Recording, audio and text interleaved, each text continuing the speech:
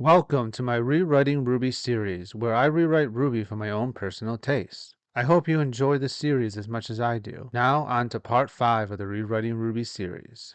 Professor Port, Team Ruby, and Team Juniper were cleaning up the mess from the Grimm attacks. It was much slower than the first day, as everyone was exhausted from last night's Grimm attack. Along with this, the morale was still low, as they were all thinking about what they could have done better. Professor Port tried to raise their spirits by saying how good they all did, especially for first years.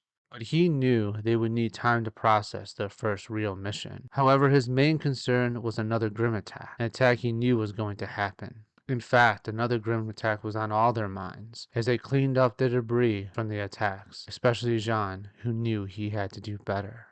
Jean was cleaning up the debris as he grew further and further away from the others without realizing it. His thoughts were focused on going over Pierre's fighting lessons in his head over and over again. While replaying his fights with the Grimm, he tried to figure out a scenario where Herman did not die. He could not think of one unless he could have handled the Grimm right when he ran into the building. I need to get stronger. I have to train harder, John thought as he dropped what he was cleaning up due to his muscles being very sore. As Jean picked up what he dropped, he noticed Neil looking at him. She was not in a disguise like she was when she fought Ruby, as she wanted to show Jean what she really looked like. She approached Jean with a flirting look in her eye, smiling. "Oh, hey," Jean said nervously. Neil smiled at Jean. You know this part of the city is dangerous. There have been several Grimm attacks recently, so it's not safe," Jean said. Neil held up her parasol. Hush, taking a fighting stance. "Are you saying you can fight?" Jean asked. Neil nodded yes while smiling. "Well, if you can fight, then maybe you can help us," Jean asked. Neil looked up as she seemed to consider the opportunity. "Not that you have to or anything. It's just there was a bad Grimm attack last night. It was rough on everyone," Jean said as he looked down, thinking of Herman's death. Neil frowned, seeing Jean down, and then she snapped her fingers and sparks of light flew around them. Jean looked puzzled as he asked, "Is this dust or something else?" Neil showed Jean more bright lights and fireworks. "So that's your semblance?" Jean asked. Neil then disappeared as Jean asked, "Wait, where did she go?" Neil reappeared behind him as Jean said, "So it is your semblance. That's amazing. The name's Jean, by the way." Neil brought out her scroll and showed Jean her name, Neil. "Neil, I like that name. I'm guessing you're mute since you haven't said a single word. That must be difficult," Jean asked. Neil looked down a little as she touched her throat, as she thought about the times her parents tried to force her to speak, which she could never do. "Sorry, I shouldn't have said anything. I just wanted to confirm, that's all," Jean said.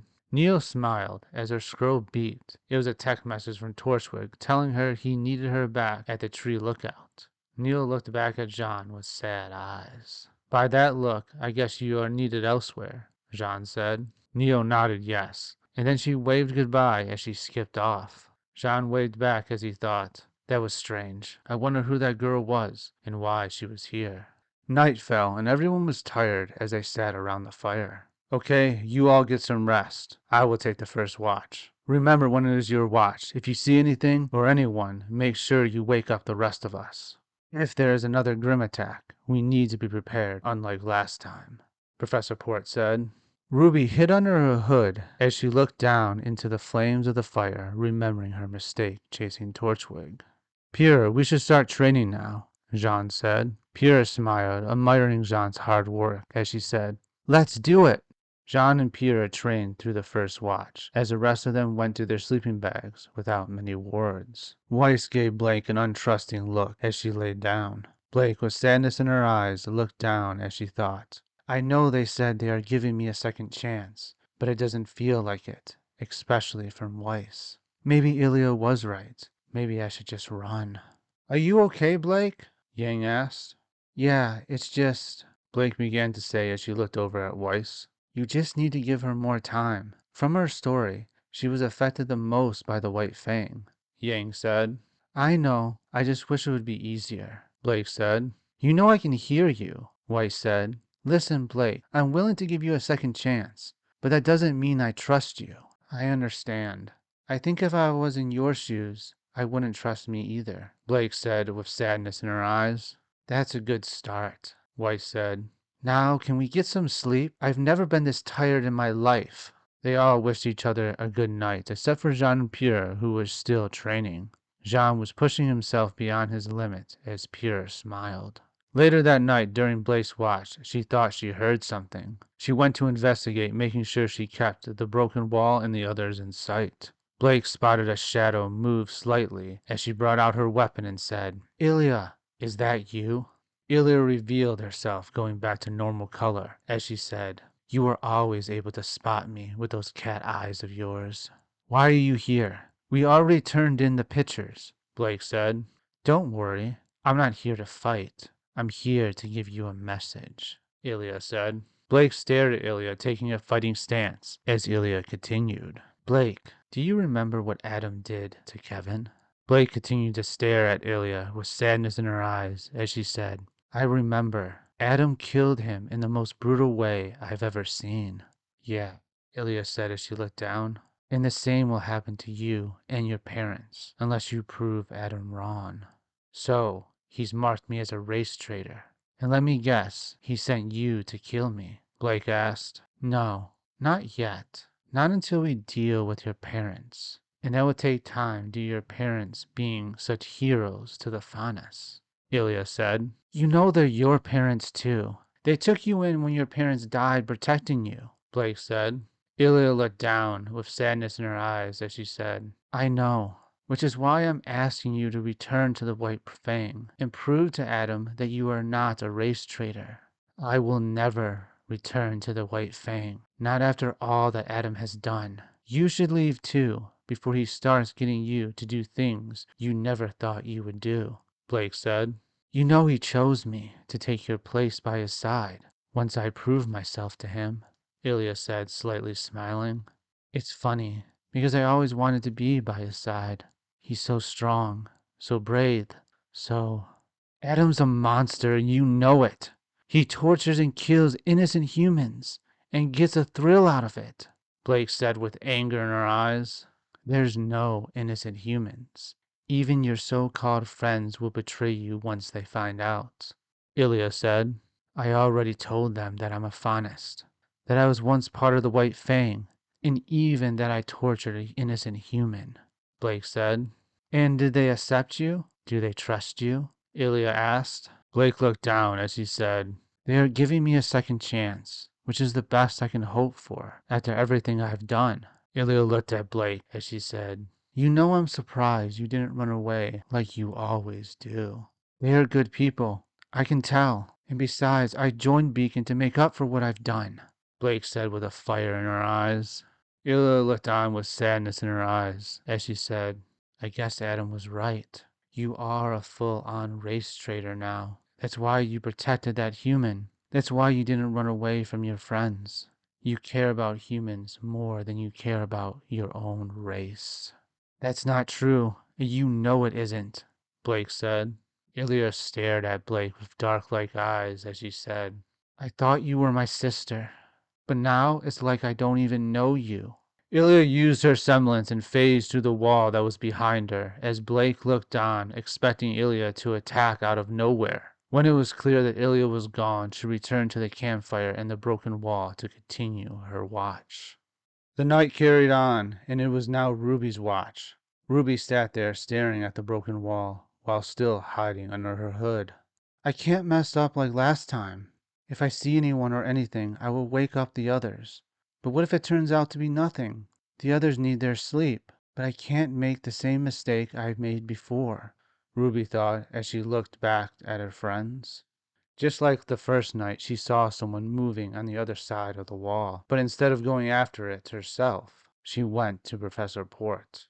"Professor Port," Ruby whispered, waking him up. "Oh, Ruby, you saw someone, didn't you?" Professor Port said. "Yeah, it was just like last time. I saw someone just outside the wall," Ruby said. "Torchwick must really want you dead. Stay here and wake up the others if you see anything else. I will deal with Torchwick myself," Professor Port said as he got up and ran towards the direction Ruby showed him. Ruby nodded as she continued to watch the broken wall, and after a minute or so, she saw something very large approaching. "Everyone wake up!" Ruby shouted. There's a giant Grimm coming right for us! Everyone jumped up and pulled their weapons as they did, and when they looked at what Ruby was pointing at, they all looked horrified. What is that thing? Nora asked. I think it's the King Taijutsu we fought before, only it looks like it merged with more of them, Blake said. But how are we going to stop a Grimm that large? Yang asked. We have to try, Ruby said as she ran towards the giant merged King Taijutsu. The others ran after Ruby as Jean asked, Where's Professor Port? There was someone sneaking around like before, so I woke him up and he went after him, Ruby said. Jean got out his scroll as he said, We need to send an alert. Jean sent out the alert to Beacon and to Vale, but little did he know the person that received the alert was He Xiong, which he instantly lowered the priority of the alert while raising the priority of another alert. That was for the bombings that were currently happening on the other side of Vale. They made it to the merged King Taijutsu that was just outside of Vale's walls. It towered over the wall in the city with 12 different giant snake-like bodies, all merged into one giant Grimm. Around it were a few dozen smaller Grimm that were attracted to it. Listen, we need to make sure the smaller Grimm don't make it into the city. Ruby, you're the fastest of us all. Can you go around and clean up the smaller Grimm quickly? Blake, you have faunus cat eyes, so you need to watch Ruby's back as she does this, Jean said as Ruby used her semblance to take down the smaller Grimm as Blake watched her back. Yang stared at Ruby with a concerned look in her eyes. And the rest of us? Weiss asked. The rest of us attacked that giant Grimm. Nora screamed as she smashed her hammer into one of the many heads, which barely even caused it to flinch. Wow, that thing is tough, Nora said as Pura dodged the attack of the King Taijutsu. Pura then used her semblance to send a broken car at the King Taijutsu Grimm, which exploded, causing it to fall back a bit. Pura, don't waste your aura like last time unless you have to. Once we figure out the weak point of the Grimm, then I want you to use your semblance, Jean said, as Pura nodded in agreement. They continued to attack the King Taijutsu, and though they were not doing any damage, they managed to prevent it from entering the city. Ruby was finishing off the smaller Grimm as Fine Grimm appeared and headed towards the city. Ruby went after them as Blake followed. Yang noticed this and went after her sister. Yang, wait, we need you, Jean yelled, but it was too late, as she was already inside the city. Listen, you four hold off the Grimm and try to figure out its weak points. I need to go after Yang, as she is one of our heavy hitters that we might need to take down the Grimm. Weiss, Pura, Ren, and Nora continued to fight the giant merged King Taijutsu Grimm, as Jean went after Yang. Meanwhile, Professor Port finally caught up to Torchwick, as Torchwick said, I was wondering what was taking Red so long. But it turns out she learned a lesson from our last fight. You must be Torchwick, the criminal mastermind behind all this, Professor Port said as he pointed his weapon at Torchwick. I wouldn't say all of it, but I do enjoy the compliment, Torchwick said as he fired a shot at Professor Port, which he dodged as he fired back.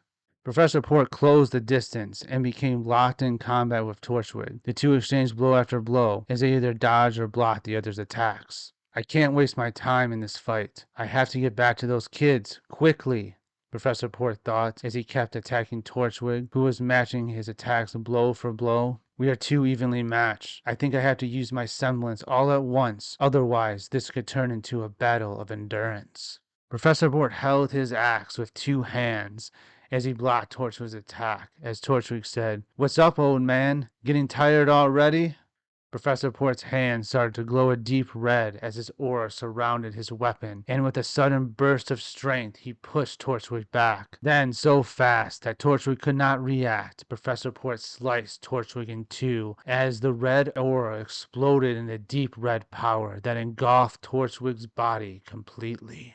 Professor Port's aura flickered as he thought. His aura should have protected him from death, but he should be unable to continue to fight.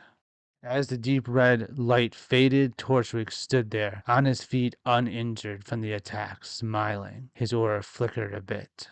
How much aura do you have? In all my days, I've never met anyone who could withstand the full power of my semblance, Professor Port said. Like I told Red, I have a power of my own. Survival, Torchwick said as he started shooting at Professor Port. Professor Port was just able to dodge even without using his semblance to give himself extra power and speed. Ending it quickly is no longer an option. I have to stall and hope my aura recovery is faster than his. I hope those kids can handle things without me. Professor Poor thought as he fired shots at Torchwood while backing up to get cover behind some rocks. Don't tell me that's all you got, old man. I heard the professors at Beacon were the cream of the crop, but maybe you are all overrated, Torchwick said as he fired more shots. Meanwhile, Ruby was killing the flying Grimm that made it into the city, as Blake was watching her back. Blake spotted Cherry taking pictures of a few Griffin Grimm as Jim was trying to get her back inside the building, but it was too late, as a Griffin Grimm spotted her and started to run after her. Jim grabbed Cherry and the two ran in the opposite direction as Blake chased after the Griffin Grimm. Ruby was busy fighting the flying Grimm just when a sword came out of nowhere and hit her, causing her to land to the ground. It was Neil, disguised with blonde hair, blue eyes, and normal clothes, and her weapon was disguised as a sword and shield, just like last time she fought Ruby. You again? What do you want from me? Ruby asked as she managed to get to her feet. Neil, still in disguise, just smiled as she became locked in combat with Ruby. Yang saw this and ran to attack Neil, which she dodged with ease. Ruby and Yang fought with the disguised Neil. They were unable to even touch Neil, as it was clear she was on an entirely different level than them. Jean approached, and he heard the citizens scream inside the building they were in. He ran towards them and saw the same scene as before. A Griffin Grimm was about to attack the citizens. He yelled as he threw a rock at the Griffin, which got its attention as it flew right for him. Jean was able to predict the Griffin's attack due to his fight with one before. However, this one was uninjured, so its aim was true and it was quicker. Jean was unable to dodge, but his shield took the attack from the side, causing him to stumble back. Just before Jean was about to lose his footing and fall, he remembered Pierre's lessons about keeping proper footing and stance during battle. He just managed to stay standing as a Grimm attacked again. Jean saw the attack coming and rode out of the way just in time. If he did not know the Grimm's attack pattern in order to predict its attack, he would have never been able to dodge it. This one is not injured, and it seems even quicker. I don't think I will be able to dodge like I did with the other one for long. I have to think of something, Jean thought as he barely dodged another attack. When Jean dodged, he saw that he had a slight opening to attack, but the opening was so small he would have to perfectly predict the Griffin's attack. I think that's my only hope, Jean thought. The Griffin moved its wing, which Jean knew was about to attack. Jean held up his shield and swung his sword at nothing as the Griffin attacked. The moment the Griffin's beak hit Jean's shield was the moment that Jean's sword slashed the Griffin Grimm. Jean fell to the ground as his back hit a wall. The Griffin screamed in pain, also on the ground. Jean, with all his might, forced himself to get up as he thought, I have to attack now before it recovers. Jean rushed the Griffin Grimm as it was still screeching in pain, and with all his might he cut off the head of the Griffin. As the black smoke from the killed Grimm filled the room, Jean stood there, breathing hard and very tired. He sat down to rest as he thought, I actually did it this time, and no one got hurt. The citizens cheered as they approached Jean and thanked him for saving them from the Grimm. Jean got back to his feet as he said, Listen, keep those doors shut and make sure no other Grimm gets in. Remember, Grimm are attracted to negative emotions, so try to think of something that makes you happy. I need to get back out there and help the others. Jean left the building with the citizens still inside as he looked and saw that the King Taijutsu was now within the city's walls. Meanwhile, Blake was chasing after the Grimm, as the Grimm were chasing after Jim and Cherry. When the Grimm had Jim and Cherry cornered, Jim got in front of Cherry and took a major hit that injured him greatly. The Grimm turned towards Cherry as Cherry tried to help Jim up. Just when the Grimm were about to attack them, Ilia came out of nowhere and killed the Grimm. Ilia looked at Cherry as she said, Come with me, and I'll teach you how to defend yourself. I'll make sure no one will ever hurt you again. No, you're the bad lady that wanted my camera, Cherry said as Jim with all his strength got in front of Cherry.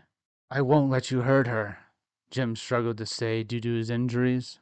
Ilia attacked Jim with her lightning lash, causing him to scream in pain as he was electrocuted. Ilia, stop! Blake yelled as she readied her weapon and stood in front of Jim, who was standing in front of Cherry. Why should I, race traitor? Ilia yelled. Look who you're hurting. Jim is doing everything he can to protect a little Faunus girl. Doesn't that remind you of anything? Blake said as she took a fighting stance. Ilia's mind flashed back to when her parents protected her from humans that were attacking her just because she was a Faunus. She was a little girl at the time, just like Cherry. He is a human. Humans don't care about us. Ilia yelled as she attacked Blake with her lightning lash. Blake was not able to dodge as the attack would have hit Jim, so she blocked instead. Something she knew was not the right move, given Ilia's lightning lash. However, she had no choice. As Blake blocked, lightning came from it and electrocuted Blake, but she was able to get out of it using her semblance, creating a shadow clone. She still took damage, but now she was above Ilia, ready to strike. Ilia blocked with her lightning lash as Blake jumped over her and attacked again with her blade. Ilia dodged and attacked again with her lightning lash, sending sparks everywhere. Blake's fire clone exploded in fire, but Ilia was ready as she predicted Blake's move and attacked where she thought Blake would be. The lightning lash landed and knocked Blake to the ground as Ilia attacked again, but was met with another shadow clone as Blake tried to close the distance to attack. However, instead of dodging or backing up, Ilia attacked Jim with her lightning lash. Blake saw this, and with all her might, got in front of Jim and took the direct hit. Blake's body was sparking and her aura flickered, depleted, as she landed to the ground, defeated. Ilia stared at Blake as she said, "This is what happens when you protect a human." Jim, with all his might, stepped in front of Blake. He was barely injured, but was going to do whatever he could to protect the girl that saved him and Cherry. Another image flashed for Ilia as she saw her father, barely injured, protecting her from the humans' attacks. She saw her father and mother die protecting her. "You don't have to do this, Ilia. Remember what my parents did for you," Blake said. Another image flashed for Ilia as she saw Blake's dad, Gira, come in and save her from the humans. He did not kill the humans, just knock them out. Blake's mom, Kali, then tried to use her semblance to heal her parents, but they were already dead. She then turned to Ilia and healed her wounds. "Don't worry, young one. You're safe now," Gira said. "What's your name?" Kylie asked kindly. "Ilia," a very young Ilia said, crying as her skin turned blue. Ilia hugged Kylie as Kylie said, "Gira, she needs a place to live." "Well, I suppose she can live with us. She looks about Blake's age after all, so the two should get along just fine," Gira said. "Is that good with you? Do you want to live with us?" Kylie asked a very young Ilia. Ilia shook her head yes, as she was unable to speak through the tears as Kylie hugged her again. Ilia snapped out of it as she looked at an injured Jim standing in front of Blake and Cherry. She looked down as a tear slowly ran down her face, and without words backed up against a wall and phased through it, leaving Blake, Jim, and Cherry. Meanwhile, Ruby and Yang were fighting Neil, who was still disguised. Ruby and Yang failed to hit Neil even once, as it was clear they were outmatched. Neil was just smiling as she looked at them, knowing she was in complete control of the fight. Suddenly, there was a loud noise and the ground shook. The three of them looked over to see the giant merged King Taijutsu enter the city, as Weiss, Jean, Pyrrha, Ren, and Nora were fighting it. Neil stared at Jean with a concerned look as Yang took this chance to attack Neil with the full might of her semblance. Yang's eye glowed a fiery red as her aura glowed yellow, and flames came from her. She punched Neil with her full might, and as she did, Neil shattered. "What, again? I thought I had her. Where did she go this time?" Yang said as she looked around for Neil. "Yang, we can't worry about her. We have to help them," Ruby said. Yang nodded as Ruby used her semblance to get over to the others quickly. As they arrived, Blake ran back to them as Jim and Cherry went back inside the building for safety. "Has anyone figured out its weak point yet?" Jean said as the King Taijutsu destroyed a building trying to crush Pyrrha, which she dodged. "I don't think that thing has a weak point," White said as she used her semblance with lightning dust to give Pyrrha more speed so she could get out of the Grimm's range. Everyone started to fight the monster Grimm, except Jean, who looked on trying to figure out how they were going to defeat it. As he did, he noticed that the King Daijutsu was protecting its center point, where all the Grimm were merged from. "I think I got it. Its center, where all the Grimm merged. It is protecting it. That has to be its weak point," Jean shouted. RWBY fired a fire dust billet with her sniper rifle, aimed right where all the Grimm were merged. However, one of its heads took the hit, and it did no damage. Ren tried to get close as he dodged the giant Grimm's attacks, but then one of its heads knocked Ren into the sky. "Ren, don't worry, I'll catch you," Nora said as she tried to catch Ren but failed as he rode to the ground. Nora helped him up as she asked, "Are you okay?" "I think I am good, but how are we going to attack the Grimm's center?" Ren asked. "We need someone fast. Weiss, use your glyphs to make RWBY faster so she can get close. The rest of you distract it any way you can," Jean said. Weiss used her semblance with lightning dust to increase RWBY's speed, as RWBY used her semblance to attack the King Taijutsu. As this was happening, Pierre used her semblance to throw pieces of metal and broken cars as the others fired their weapons at it, which distracted it. However, just as RWBY got close, one of the heads saw her and knocked her to the ground, causing her aura to flicker. Yang rushed over to RWBY as she yelled, "RWBY! I'm okay, but I'll only be able to do that one more time," RWBY said as Yang helped her up. Jean looked on as Pierre used her semblance to keep the Grimm back. "Pierre, keep that up, so we have one more chance. Everyone, we need to do that again, but this time we need to make sure we distract all its heads," Jean said as he gripped his sword. "Jean, what are you thinking?" Pierre asked as she struggled with the giant Grimm as her aura began to flicker. "What needs to be done?" Jean said. "Weiss, can you speed up both RWBY and me this time?" Weiss nodded yes as she used her semblance with lightning dust to increase Jean and RWBY's speed. "Okay, RWBY, I will go first and give you an opening." RWBY nodded as Jean ran towards the giant Grimm as the others shot it. One of the heads saw Jean and attacked him, as RWBY used her semblance combined with the speed Weiss gave her to attack the Grimm's center point. Right before Jean was going to get hit, a bright light out of nowhere blinded everyone, including the heads of the King Taijutsu. Well, everyone except for RWBY and Jean. Due to this, Jean was able to mostly dodge the attack of the King Taijutsu, though he had to block a bit of the attack with his shield. Also, RWBY was able to use her scythe to attack the center of the merged King Taijutsu. And when this happened, the King Taijutsu screamed in pain as it slowly turned into black smoke. "RWBY!" Yang yelled as she rushed to RWBY, who was on the ground, her aura completely depleted. RWBY slowly got up as she asked, "Did we win?" Yang hugged RWBY as she said, "Yeah, thanks to you." "Also thanks to that strange light," Ren said. "Light? All I see is light," Nora said as her vision slowly returned. Jean looked up at a building and noticed Neil, no longer in her disguise, who was smiling at him before she disappeared from sight. No one else saw Neil, as they were either still blinded or helping RWBY. "I think it was that girl from before. Who is she?" Jean thought as he stared at the top of the building where Neil just was. "Jean, what are you looking at?" Pierre asked. "Nothing," Jean said as he turned towards the others. "We aren't done yet. We need to clear the rest of the Grimm." Meanwhile, Professor Port was able to stall Torchwick long enough to get back most of his aura. Instead of using his semblance to attack all at once, he was using his semblance in small and short bursts. This allowed him to slowly get the upper hand as Torchwick was on the defensive. Torchwick's aura was almost completely depleted as he blocked Professor Port's axe with his cane. Torchwick then noticed Neil hiding and said as he smiled, "I have to admit you're something else for an old man. But all good fights must come to an end." Torchwick took an open stance, which allowed Professor Port to cut Torchwick in half with his axe. But as he did, Torchwick shattered.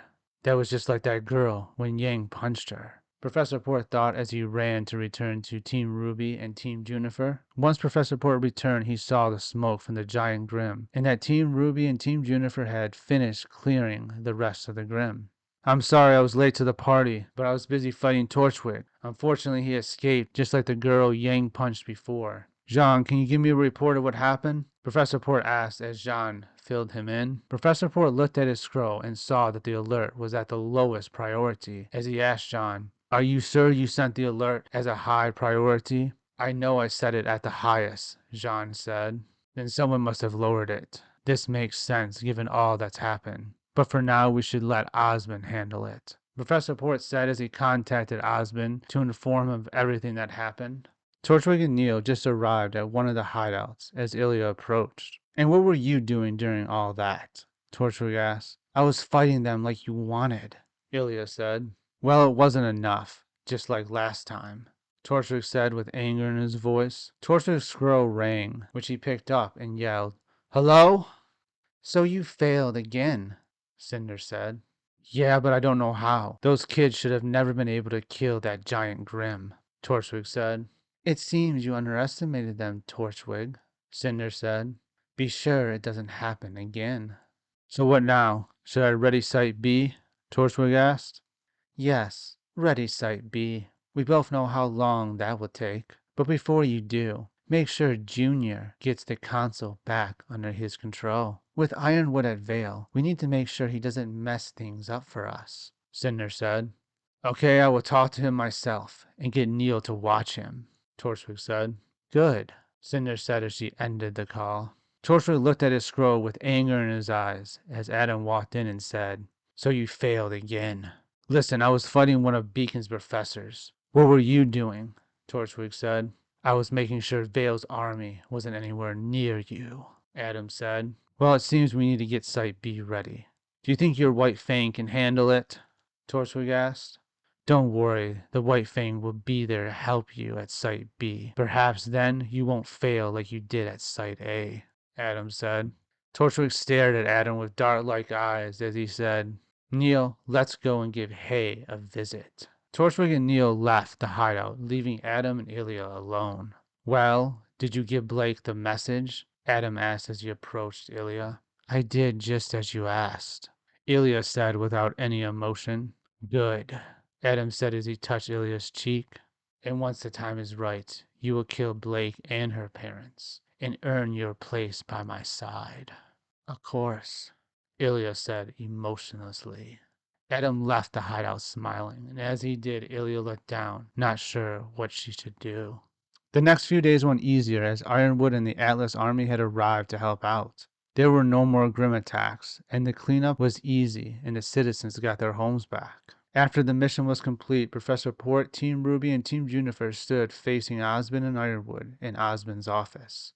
I would first like to congratulate you 8 on a mission well done. I am also increasing the mission rank from a C rank to a B rank mission, as it was much more difficult than expected, Osmond said. Everyone smiled, but there was a seriousness in their smiles, especially for Ruby, Blake, and John. You all should be very proud of your success. You saved a lot of people and stopped a section of Vale from being walled off, Ironwood said. We couldn't save everyone, though, John said as he looked down.